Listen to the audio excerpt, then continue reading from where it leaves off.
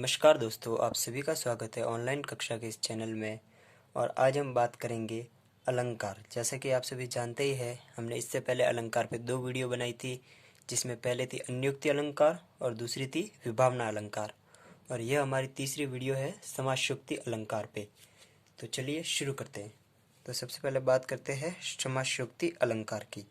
तो दोस्तों, अगर आप किसी भी अलंकार को सीखना चाहते हैं या याद करना चाहते हैं तो सबसे अच्छा तरीका उसके लिए यह होता है कि जो अलंकार का नाम दिया हुआ है, जो अलंकार का नाम दिया हुआ है, सबसे पहले आप उस नाम का अर्थ अच्छी तरह से समझ जाए। जैसे कि यहाँ दिया हुआ समासोक्ति, तो चलिए इसको हम थोड़ा अलग अलग कर देते। तो सबसे पहला हमारा शब्द बनता है समास धन उक्ति। क्या बना? समास धन उक्ति। तो उक्ति का अर्थ मैंने आपको इससे पहले भी बताया था। उक्ति का अर्थ होता है कोई भी बात, वाक्य या फिर वाक्यांश। कोई भी बात, वाक्य या जो वाक्यांश होता है वो होती है उक्ति हमारी। और समास, तो समास का अर्थ होता है दो शब्दों को जोड़ने वाला। दो शब्दों को जोड़ने वाला। दो शब्दों को जोड़ने वाला। दो शब्दों को जोड़ने वाला क्या कहलाता है? समास। तो हम समासोक्ति तो समासोक्ति के अंदर हम इससे क्या समझ सकते हैं कि समास धन उक्ति यानी दो शब्दों को जोड़ने वाला। तो हमारे लिए यहाँ पे वो दो शब्द कौन से होंगे? हमारे लिए यहाँ पे वो दो शब्द होंगे, पहला होता है प्रस्तुत और दूसरा होगा अप्रस्तुत। जोड़ने से यहाँ तात्पर्य है कि समासोक्ति अलंकार के अंदर प्रस्तुत और अप्रस्तुत, पहला हुआ हमारा प्रस्तुत और दूसरा हुआ हमारा अप्रस्तुत, इन दोनों का ही अर्थ या इन दोनों की बात एक ही साथ हमें पता चल जाती है। जैसे कि इससे पहले हमने अन्योक्ति की बात की थी। तो अन्योक्ति में क्या था? अन्योक्ति अलंकार में था कि जहाँ बात तो वो अप्रस्तुत की करेगा, लेकिन वो मूलतः किसके बारे में होगी? प्रस्तुत की, यानी किसी को व्यंग्य के माध्यम से वो बात करता है, तो वहाँ हमारा हो जाता है अन्योक्ति अलंकार। और यहाँ है हमारा समासोक्ति, यानी कि जो अप्रस्तुत और प्रस्तुत दोनों का अर्थ एक साथ बोध होगा। यानी वो बात तो किसी एक के बारे में कहना चाह रहा है, लेकिन उसके साथ ही साथ कोई दूसरी बात या किसी दूसरा नाम भी इसके अंदर आ जाता है, जो हमारा ध्यान आकर्षित कर लेता है, किंतु बात मूलतः किसी एक के बारे में होगी।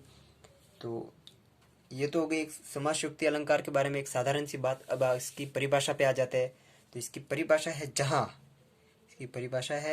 जहाँ संक्षिप्त यानी कम या छोटी, जहाँ संक्षिप्त उक्ति के द्वारा प्रस्तुत और अप्रस्तुत अर्थ, जो प्रस्तुत अर्थ है और जो अप्रस्तुत अर्थ। प्रस्तुत यानी हमारा जो मुख्य, और अप्रस्तुत यानी कि जो हमारी बात मुख्य नहीं है या गौण बात, इन दोनों का ही अर्थ का बोध में हो जाता है। इन दोनों का ही अर्थ का बोध हो जाता है या होता है। अर्थात ये तो होगी इसकी परिभाषा। अब इसके बारे में हम बात करते हैं अर्थात, यानी कि ये तो हमने बात कर दी परिभाषा की। अब इस परिभाषा को थोड़ी अच्छी तरह से समझ लेते हैं। तो जहाँ संक्षिप्त उक्ति के द्वारा प्रस्तुत और अप्रस्तुत का अर्थ का बोध हो जाता है, अर्थात कुछ ऐसे विशेषणों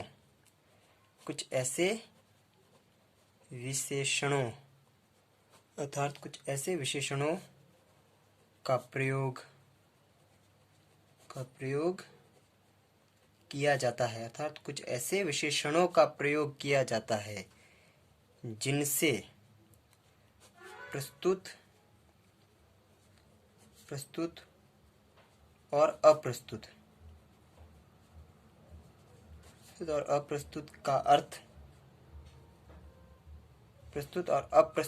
अर्थ का बोध एक साथ हो जाता है। तो हमने बात कर ली समासोक्ति का परिभाषा है जहाँ संक्षिप्त उक्ति के द्वारा संक्षिप्त उक्ति के द्वारा प्रस्तुत और अप्रस्तुत का अर्थ बोध हो जाता है, या दोनों का अर्थ हमें एक साथ ही बोध हो जाता है, वहाँ होती है संक्षिप्त, वहाँ होती है समासयुक्ति अलंकार। अब बात करते हैं इसके उदाहरण पे। तो अलंकार पे हमें अगर सबसे एक बड़ा प्रश्न अलंकार पे आएगा इस बार, जिसमें हमें कोई एक अलंकार पूछा जाएगा जिसके हमें परिभाषा और उसके उदाहरण देना होगा। तो परिभाषा तो हमें सबकी परिभाषा तो याद हो ही चुकी है, क्योंकि हमने सबकी परिभाषा उसके नाम से ही याद कर दी थी।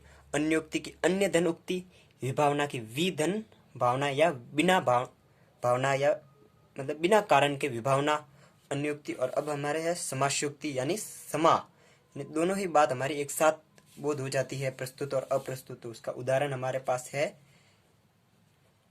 सिंधु सेज पर, सिंधु सेज पर धरा वधु। अब सिंधु सेज पर धरा वधु, अब सिंधु सेज पर धरा वधु, अब तनिक संकुचित बैठी की। सिंधु सेज पर धरा वधु, अब तनिक संकुचित बैठी की। प्रलय निशा की, प्रलय निशा की हलचल स्मृति में, प्रलय निशा की हलचल स्मृति में, चल स्मृति में मान किए सी ऐठी सी, मान किए सी ऐठी सी। तो इसका उदाहरण क्या है? सिंधु सेज पर धरा वधु, अब तनिक संकुचित बैठी की। प्रलय निशा की हलचल स्मृति में मान किए ऐठी सी, मान किए ऐठी सी। तो ये उदाहरण आपको याद हो गया होगा। सिंधु सेज पर धरा वधु, अब तनिक संकुचित बैठी की। प्रलय निशा की हलचल स्मृति में मान किए कुछ ऐठी सी, मान किए सी ऐठी सी। तो अब इस उदाहरण को हम समझ लेते हैं। वैसे आपको जो प्रश्न पूछा जाएगा उसके अंदर आपको परिभाषा और उसका उदाहरण ही बताना होगा, वहाँ पे आपको उदाहरण को डिटेल में समझाने की आवश्यकता नहीं होगी। फिर भी आप अगर समझाना चाहते हैं तो समझा सकते। तो हमने बात की थी कि इसके अंदर प्रस्तुत और अप्रस्तुत। तो सबसे पहले देख लेते हैं इसके अंदर प्रस्तुत क्या है। प्रस्तुत है, एक यहाँ पर दो जनों की बात हुई है। पहली है हमारी धरा और दूसरी है हमारी वधु। किस किस की बात हुई है यहाँ पर? हमारी धरा और वधु। तो इन दोनों का ही हमें एक साथ बोध हो रहा है। यहाँ में इन दोनों में से एक प्रस्तुत है और एक अप्रस्तुत है। इन दोनों में से एक तो है मूल और दूसरी है गौण। तो सिंधु सेज पर धरा और वधु, वधु यानी नायिका। वधु का अर्थ क्या है यहाँ पे? नायिका। और धरा, धरा यानी पृथ्वी से। तो यहाँ पे दो का अर्थ एक साथ बोध हो गया। तो सिंधु सेज पर धरा वधु, अब तनिक संकुचित बैठी की। प्रलय निशा की हलचल स्मृति में मान किए ऐठी सी। ये तो हो गया हमारा उदाहरण एक। और हमें किसी भी प्रश्न को अगर अच्छे से तैयार करना चाहते हैं तो उसके साथ साथ एक और उदाहरण हमें तैयार कर लेना चाहिए जो हमें काम आ जाए, या हमें सामान्यतः किसी भी अलंकार, छंद वगैरह के एक से अधिक उदाहरण याद करने चाहिए। तो ये उदाहरण आपको याद हो गया होगा। सिंधु सेज पर धरा वधु, अब तनिक संकुचित बैठी की। प्रलय निशा की हलचल स्मृति में मान किए सी ऐठी सी। और हमारा दूसरा उदाहरण है मिलहु सखी, मिलहु सखी हम, मिलहु सखी हम तहवा जाही, तहवा जाही। मिलहु सखी हम तहवा जाही, जहाँ जाई पुने आऊब नाही, जहाँ पुने आऊब नाही। सात समुद्र, सात समुद्र पार वह दिशा।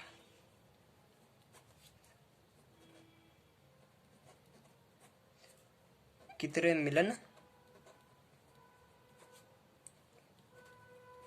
कित आब संदेशा, कित आव संदेशा, कित आव संदेशा। तो क्या है दूसरा उदाहरण? मिलहु सकी हम तहवा जाई, जहाँ जाए पुण्य आऊब नाई। सात समुद्र पार वह देशा, कितरे मिलन कित आव संदेशा। तो यहाँ पर दो बातें हो रही है। पहली बात तो यह कि यहाँ पद्मावती के ससुराल जाने का अर्थ हुआ है।